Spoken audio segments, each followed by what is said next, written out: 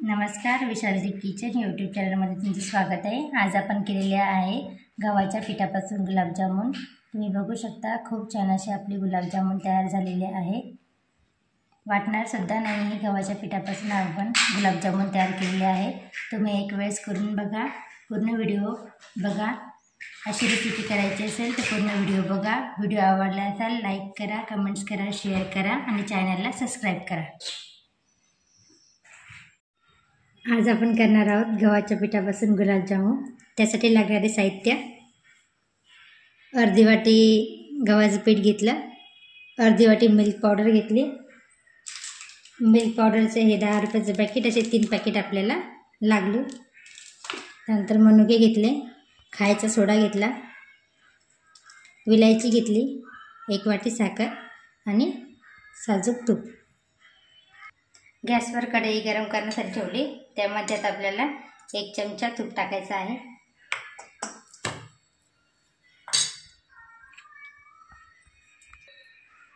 तूप गरम झालेलं आहे। आता आपण अर्धी वाटी गव्हाचं पीठ घेतलं होतं, ते छान आता आपल्याला भाजून घ्यायचं आहे।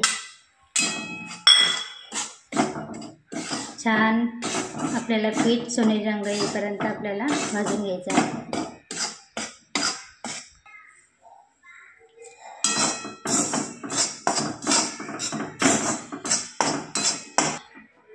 छान असा पिठाला गोल्डन कलर आलेला आहे आणि पिठाचा छान वास येत आहे। आता आपण हे पीठ एका ताटामध्ये काढून घेऊ। आता पीठ आपण ताटामध्ये काढून घेतलेलं आहे। आता यामध्ये आपण मिल्क पावडर टाकूया। चिमूटभर आपल्याला मीठ टाकायचं आहे। गोड पदार्थामध्ये मीठ टाकल्यानंतर त्याची चव वाढते। चिमूटभर आता आपण याच्यामध्ये खाता सोडा टाकणार आहोत। हे बघा, तुम्ही एवढंच आपल्याला खाता सोडा आपल्याला टाकायचा आहे आणि दूध टाकून हे छान असं भिजून घ्यायचं आहे।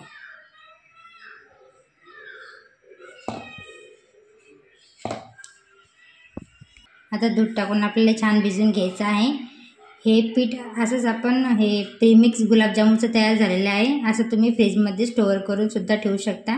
जेव्हा वाटलं तेव्हा तुम्ही गुलाबजामुन बनवू शकता। आता आपल्याला थोडं थोडं दूध टाकून छान असं मळून घ्यायचं आहे।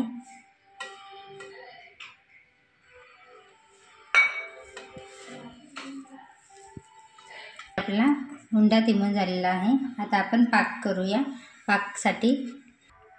पाक करण्यासाठी गॅसवरती पातेले ठेवले, त्यामध्ये आपण आता 1 वाटी साखर टाकूया आणि एवढेच आपल्याला 1च वाटी आपल्याला त्याच्यामध्ये पाणी टाकायचं आहे।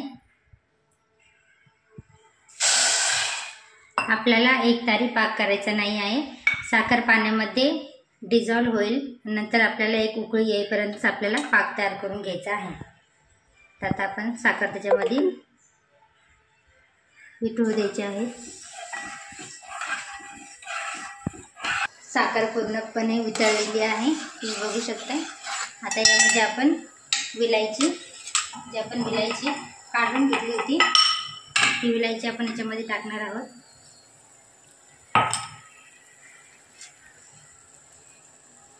आणि बस एक उकळी आलेली आहे आणि आता आपला हा पाक तयार झालेला आहे, तुम्ही बघू शकता।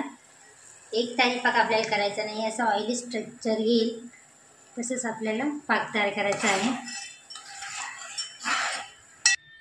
आता आपण या पिठापासून गुलाबजामुन तयार करणार आहोत। तर त्यासाठी सगळ्यात पहिले आपण एक असा उंडा घेणार आहोत आणि यामध्ये आपल्याला एक मनुका टाकायचा आहे, जेणेकरून आपले जे गुलाबजामुन छान फुलतील आणि आतून पण छान होतील। तर अशा प्रकारे आपल्याला गुलाबजामुनचे सर्व गोळे गोल गोल आकाराचे तयार करून घ्यायचे आहे।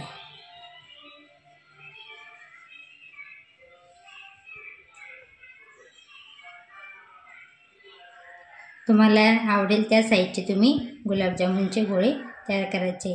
बघू शकता तुम्ही, यामध्ये असं आपल्याला एक मनुका टाकायचा आहे। मनुका टाकल्यामुळे काय होतं, गुलाबजामुन छान फुलतो आणि आतूनही छान होतो।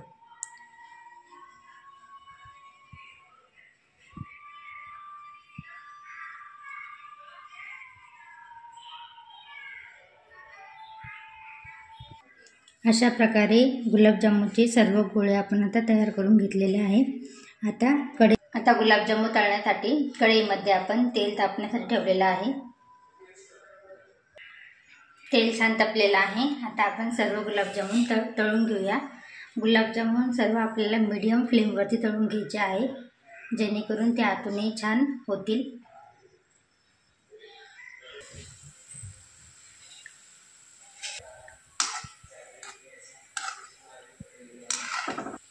गुलाबजामुन छान लाल कलर येईपर्यंत आपल्याला तळून घ्यायचे आहे। सर्व गुलाबजामुन आपल्याला मीडियम फ्लेमवरती तळून घ्यायचे आहे। बघू शकता तुम्ही छान गुलाबजामुन फुलत आहे।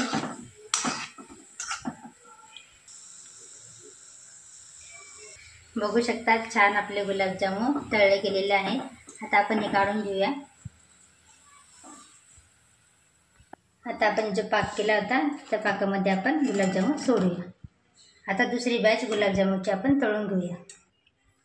बघू शकता तुम्ही छान असे आपले गुलाबजामुन तयार झालेले आहेत।